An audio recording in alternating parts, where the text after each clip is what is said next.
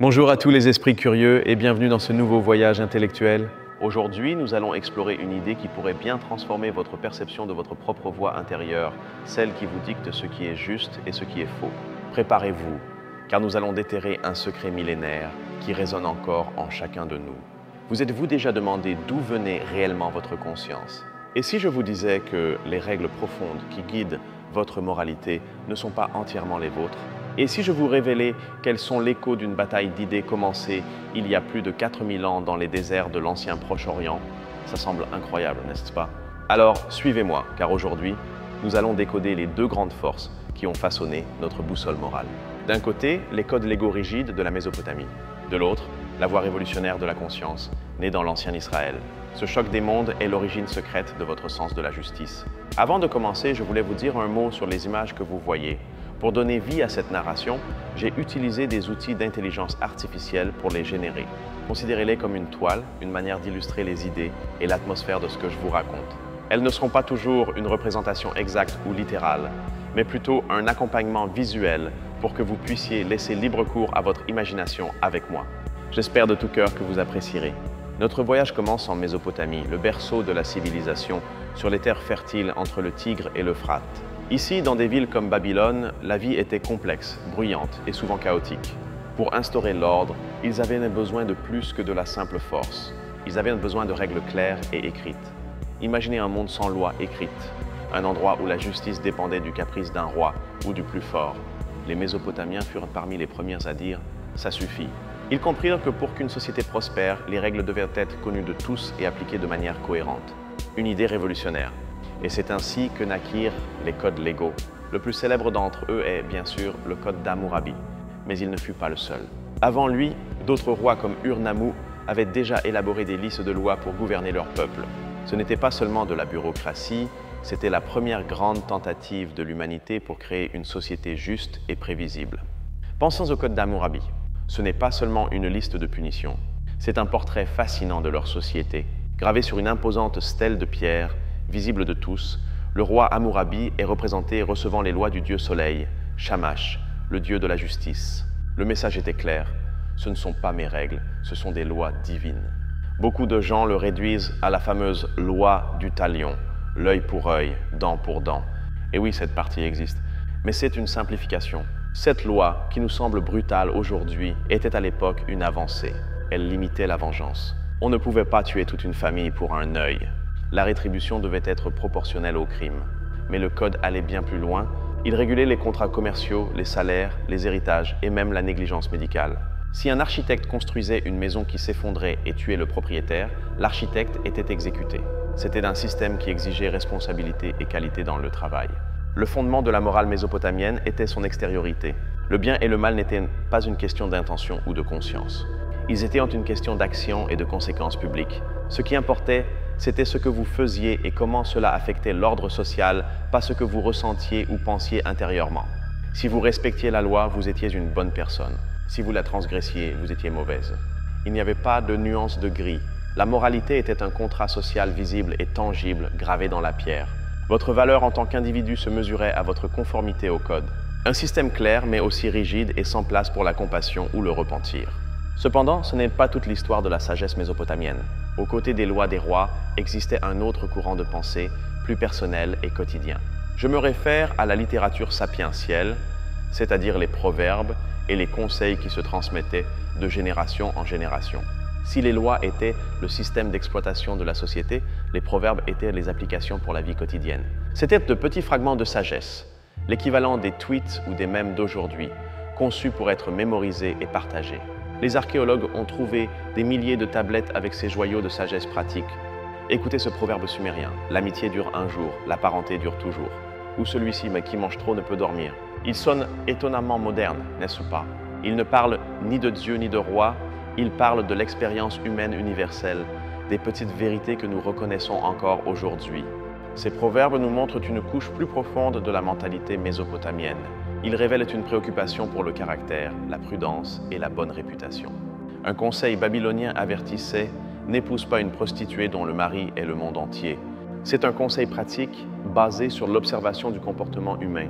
Ici, la moralité ne se limite plus à respecter la loi. C'est aussi être sage, prudent et respecté dans sa communauté. C'est comprendre comment le monde fonctionne et agir en conséquence pour mener une bonne vie. C'est une moralité pragmatique, axée sur le succès et le bien-être personnel au sein de la société. Donc en Mésopotamie, nous avons deux niveaux, un système légal externe et divin qui garantit l'ordre, et une sagesse populaire interne et pratique qui recherche le bien-être individuel. Mais dans les deux cas, la motivation principale est externe, qu'il s'agisse de la peur du châtiment du roi ou du désir d'approbation sociale. Maintenant, quittons les grandes villes de Mésopotamie et voyageons vers un paysage très différent, vers les collines et les déserts de Canaan, le foyer de l'ancien peuple d'Israël. Ici, dans un environnement plus austère et tribal, une idée radicalement nouvelle sur le bien et le mal était sur le point de naître. La grande révolution de la pensée israélite fut l'idée d'un Dieu unique, Yahvé, qui n'était pas une divinité locale liée à une ville ou un empire, mais le créateur de tout l'univers. Et ce Dieu n'exigeait pas seulement des rituels et des sacrifices, il exigeait quelque chose de beaucoup plus personnel, une relation, une alliance. Cette relation fut formalisée par un pacte, connu sous le nom d'Alliance du Sinaï. Selon le récit biblique, Dieu remit à Moïse non seulement un code de loi, mais aussi les 10 commandements. Et c'est là que tout change. Car ce ne sont pas de simples décrets d'un roi, ce sont les termes d'une relation personnelle entre un peuple et son Dieu. Comparons les 10 commandements avec le code d'Hammurabi. Le code d'Hammurabi contient près de 300 lois qui couvrent des cas très spécifiques. Si un homme vole un bœuf, il paiera 30 fois sa valeur. Il est détaillé et transactionnel. Il se concentre sur le quoi et le comment. Les 10 commandements, en revanche, sont des principes larges et fondamentaux. Tu ne voleras point, tu ne tueras point. Il ne spécifie ni le châtiment ni tous les cas possibles. Il se concentre sur le principe moral fondamental. Ce sont une déclaration de valeur, non pas un manuel de procédure légale. Mais la plus grande différence réside dans la source de l'obligation morale. À Babylone, on obéissait à la loi pour éviter le châtiment du roi et maintenir l'ordre social. En Israël, on obéissait à la loi parce que c'était une expression de sa loyauté et de son amour envers Dieu. La motivation se déplace de l'extérieur vers l'intérieur. Et cela nous mène à un concept révolutionnaire, le péché. En Mésopotamie, on commettait un crime, une offense contre la société. En Israël, en transgressant la loi, non seulement on commettait un crime, mais on commettait aussi un péché, une offense qui nuisait à votre relation personnelle avec le divin. Cela change complètement la donne de la moralité. Il ne suffit plus de ne pas être pris. Dieu étant omniscient connaît vos actions, mais aussi vos pensées et vos intentions. La moralité n'est plus un acte public, elle devient un état du cœur. L'idée de la conscience naît. Les prophètes d'Israël poussèrent cette idée encore plus loin. Des personnages comme Amos, Isaïe ou Jérémie ne cessèrent de rappeler au peuple que les rituels et les sacrifices ne signifiaient rien s'ils n'étaient pas accompagnés de justice sociale et de rectitude intérieure. C'était un message radical. Écoutez les paroles du prophète Michée. Ce que l'Éternel demande de toi, c'est seulement ceci, que tu pratiques la justice, que tu aimes la miséricorde et que tu marches humblement avec ton Dieu. Remarquez les verbes agir, aimer, marcher humblement. La moralité est une action, une émotion et une attitude. Elle est intégrale. Ici, la bonté ne se définit pas par l'absence de mauvaises actions, mais par la présence active de la compassion et de la justice. Il ne suffit pas de ne pas voler, il faut aider le pauvre. Il ne suffit pas de ne pas mentir, il faut chercher la vérité. C'est une moralité exigeante car elle vous demande de vous impliquer, de vous soucier. En résumé, la sagesse d'Israël intériorise la morale. Elle la transforme en une conversation constante entre l'individu, sa communauté et Dieu. Le bien et le mal ne sont plus seulement gravés dans la pierre, ils doivent l'être dans le cœur de chaque personne. C'est le berceau de la conscience occidentale. Alors, nous avons ici les deux modèles. Le modèle mésopotamien basé sur la loi externe, l'ordre social et la réputation. Et le modèle israélite basé sur l'alliance interne, l'intention du cœur et la conscience personnelle. Deux façons d'appréhender la morale qui, à première vue, semblent opposées. Mais voici le rebondissement, la donnée la plus révélatrice. Ils ne sont pas opposés. Ce sont les deux moitiés qui forment notre propre boussole morale, souvent conflictuelle. Nous n'avons pas choisi l'un plutôt que l'autre. Nous avons hérité des deux et leur tension est ce qui définit notre lutte moderne avec le bien et le mal. Pensez-y un instant. D'un côté, nous vivons dans une société qui dépend du modèle mésopotamien. Nous respectons le code de la route, signons des contrats et payons des impôts non seulement par conviction, mais parce qu'il existe un système externe de conséquences. Nous avons besoin de cet ordre pour fonctionner. Nos systèmes légaux, commerciaux et gouvernementaux sont les héritiers directs de ce besoin mésopotamien de règles claires et de conséquences prévisibles. L'idée que la loi, c'est la loi et qu'elle doit être obéie pour maintenir la paix sociale est un écho direct du code d'Hammurabi. Mais en même temps, nous valorisons profondément le modèle israélite. Nous admirons les personnes qui agissent par conviction, non par peur de la punition. Nous croyons que l'intention compte. Nous ressentons de la culpabilité ou des remords, même si personne ne nous a vu faire quelque chose de mal. C'est la voix de la conscience qui nous vient d'Israël.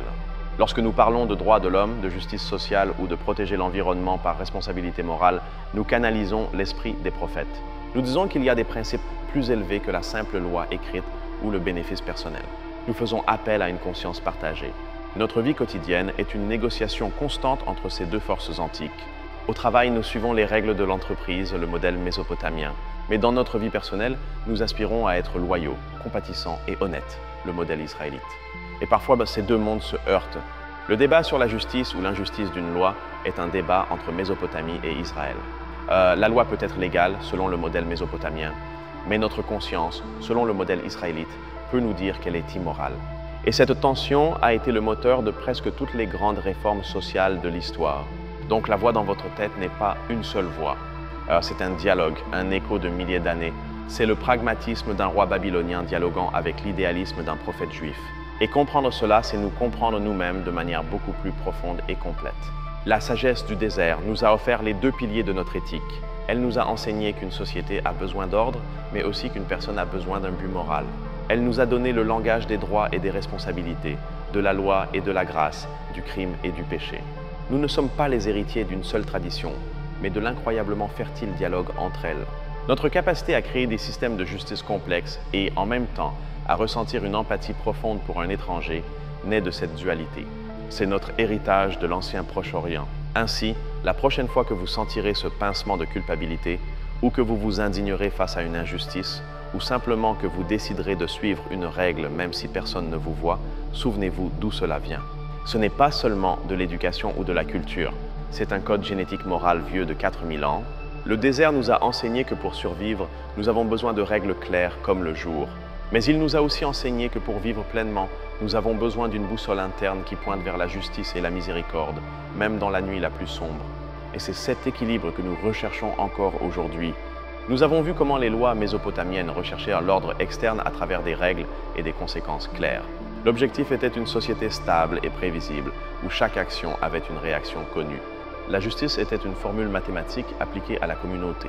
Ce système était incroyablement efficace pour organiser de grandes populations et des projets complexes. Sans le respect de l'autorité du code, les grandes villes, les systèmes d'irrigation et les empires de Mésopotamie n'auraient tout simplement pas été possibles.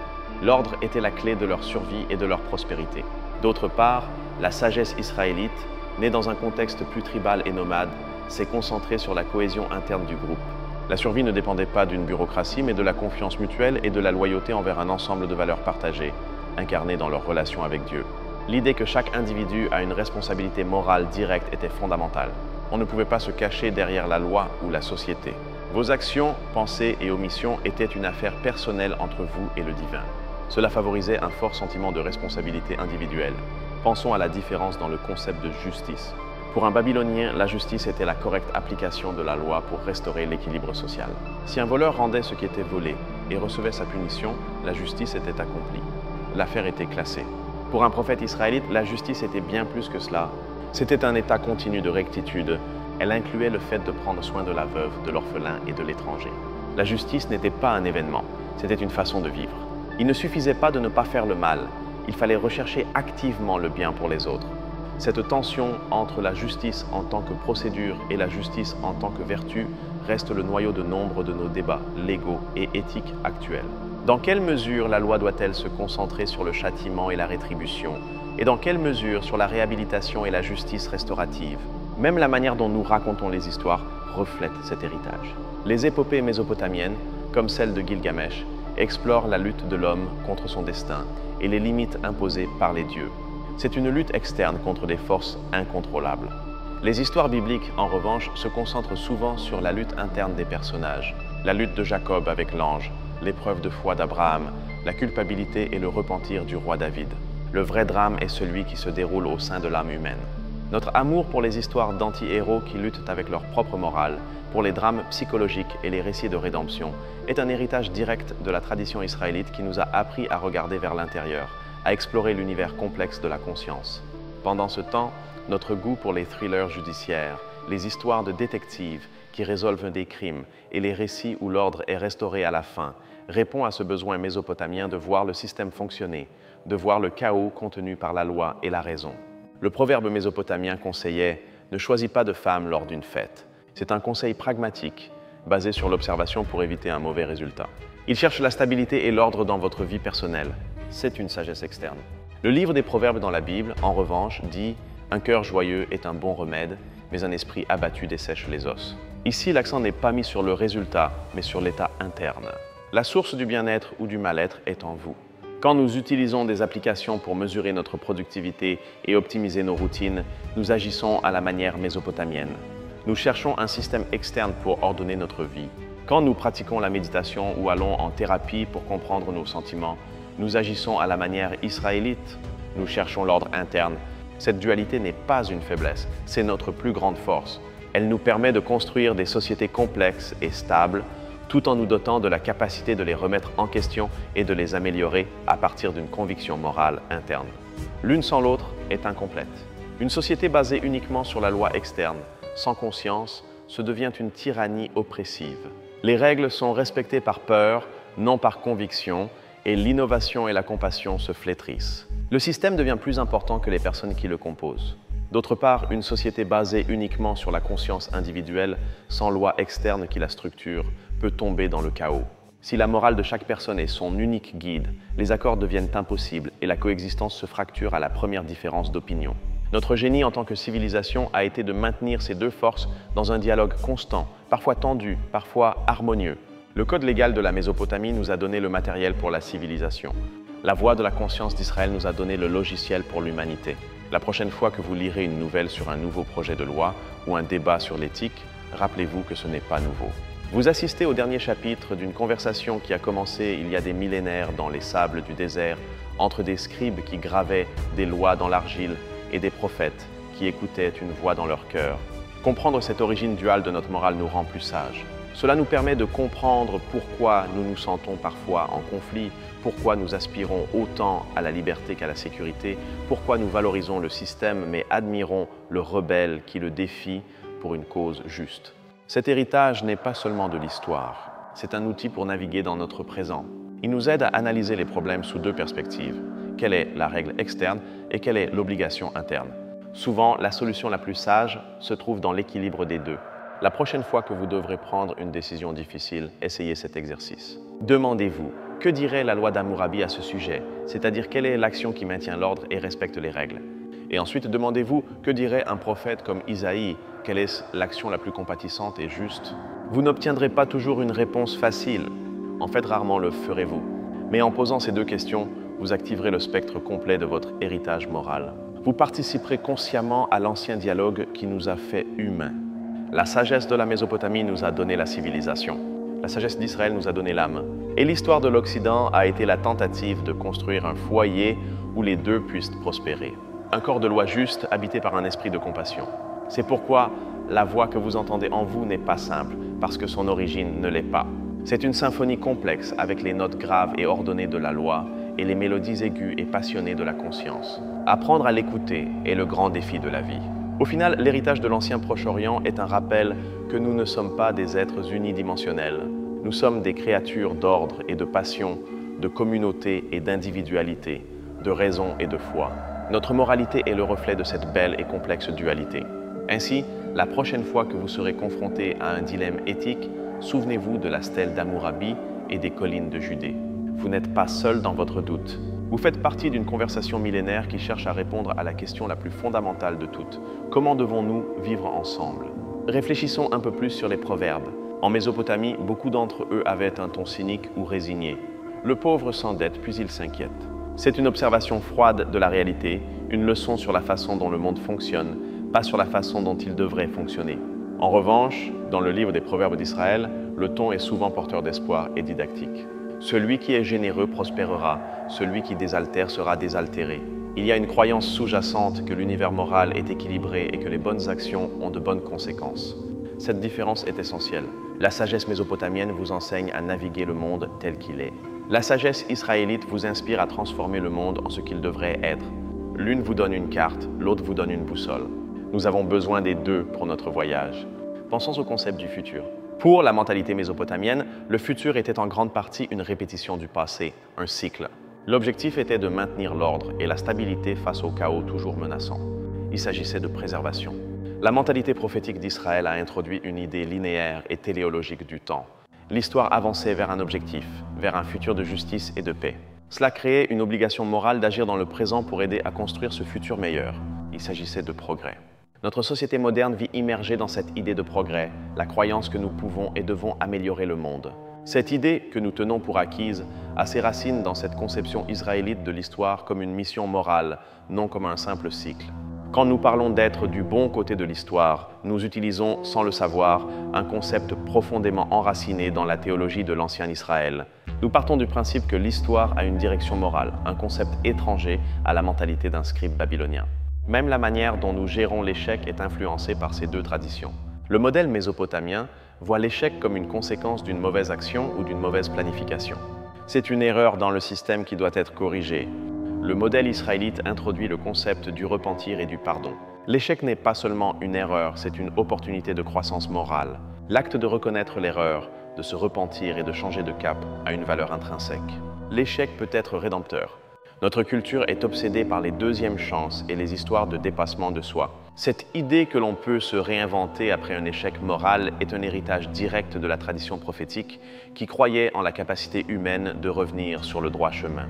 Le code d'Hammurabi ne prévoyait pas de disposition pour le repentir. La punition était mécanique et finale. Mais dans le système légal israélite, même dans ses formes anciennes, le repentir et la restitution pouvaient atténuer les conséquences. Le changement de cœur était valorisé.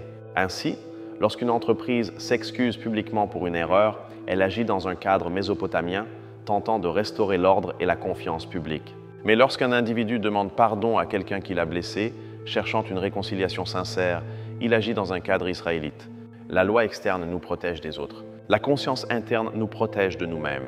Une société saine a besoin de ces deux défenses. Elle a besoin de citoyens qui respectent les règles et qui aspirent également à être meilleurs que ce que les règles exigent. Des tablettes d'argile de Babylone au rouleau des prophètes dans le désert, le voyage de notre moralité a été long et fascinant. C'est l'histoire de la façon dont nous avons appris à équilibrer les besoins de la communauté avec la voix de l'individu. Et cette histoire n'est pas terminée. Chaque jour, dans nos décisions personnelles et dans nos débats publics, nous continuons d'écrire le chapitre suivant. Nous continuons d'essayer de déchiffrer le code caché que nos ancêtres du désert nous ont légué. En conclusion, la voix dans notre tête que nous appelons conscience n'est pas une seule mélodie, mais une harmonie complexe. C'est le résultat d'un dialogue millénaire entre l'ordre et la justice, entre la loi externe et la conviction interne, un héritage du désert qui nous définit. J'espère que ce voyage aux origines de notre morale vous a paru aussi fascinant qu'à moi. Comprendre d'où nous venons nous donne les outils pour décider où nous allons. C'est le pouvoir de connaître notre propre histoire intellectuelle. Nous ne sommes pas simplement des feuilles au vent, nous sommes les héritiers d'un profond débat sur le sens d'une bonne vie. Et en comprenant les règles de ce débat, nous pouvons y participer de manière beaucoup plus consciente et significative. Un immense merci de m'avoir accompagné dans cette exploration. Votre curiosité et votre temps sont le moteur qui anime cette chaîne. Si ce contenu vous apporte de la valeur, c'est ma plus grande récompense. Maintenant, j'aimerais beaucoup vous lire. À quel moment ressentez-vous le plus fortement cette tension entre la loi et la conscience? Commentez ci-dessous votre théorie. Et si vous ne voulez pas manquer notre prochain voyage au secret de l'esprit humain, assurez-vous de vous abonner et d'activer les notifications. À la prochaine, Esprit curieux!